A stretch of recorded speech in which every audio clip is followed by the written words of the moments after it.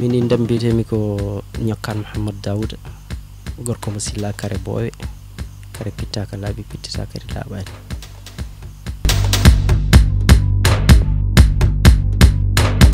Min hande o saha oɗo golla e Fur e dilla kadi gueɗe Pulaar woni fina tawa théâtre uji e ko nandi hen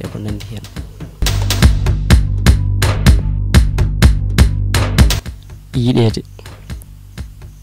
sabu haala Pulaar ne mbiya ko yidde weli foof yiɗede ɓuuri. Sa yiɗi tampa, sa yiɗama tampaneɗa, ko ɗum tagi kam suɓade yiɗede sabu yidde ene muusi ne heewi doole, ɗum tagi kam suɓade.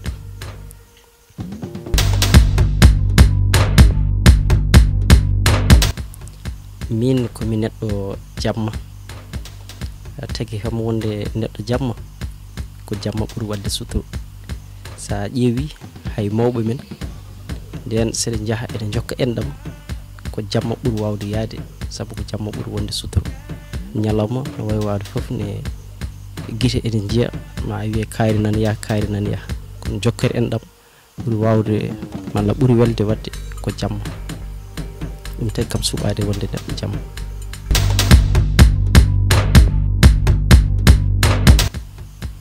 Min hande to gonɗen ɗo ɓurmi yidde jokkodirde koye Baba Baydy Mal sabu Baba Mal ene darani leñol ngol,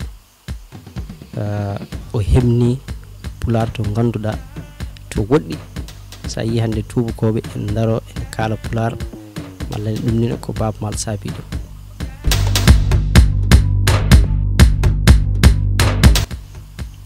Allo Baba Baydy, a salminama, a juurama, a weltanama, a ñagatama Allah moƴƴere. O ko giɗo ma sehel ma feccere fittanduma wiya Hammadou Daouda ene jeeya nokkuure wiyete Silla Rewo.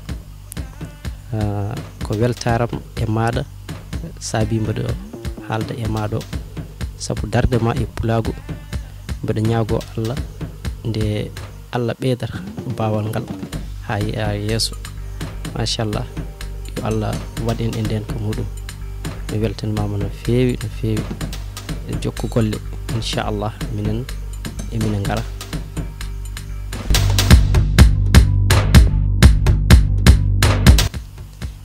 Pulaar wi kalmo rebani malla sagar so rebani ma yaa ko ɓuri casol muɗum. Pulaar wi sadaga yiɗande fuɗɗi koto sagar gorko ƴetti cengalal gawri sakki ɗum bomri.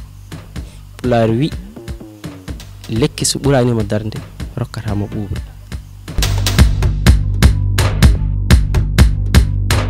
Eyi mbeɗa weltirinira bandiraɓe yimre e gilli sabu hunde foof ko gilli saabi ɗum. Mbiɗen ko balle yiɗodirɓe gurda.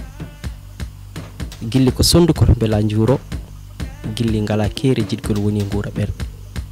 Mo ronki yummum yo muyne tanum, kala basɗo naywira cukaku wona fogoyel bandiraɓe. Kayɗi gona ɗalli comci ene ridde yimɓe ene haala bonka. Ka ngaɗo ko taƴƴo gilli balle yiɗodirɓe gurda. On calminama yiɗɓe, on beltanama ndeɗo yimre rekki ɗum kala giɗo to wawi wonde ene wawi wonirde.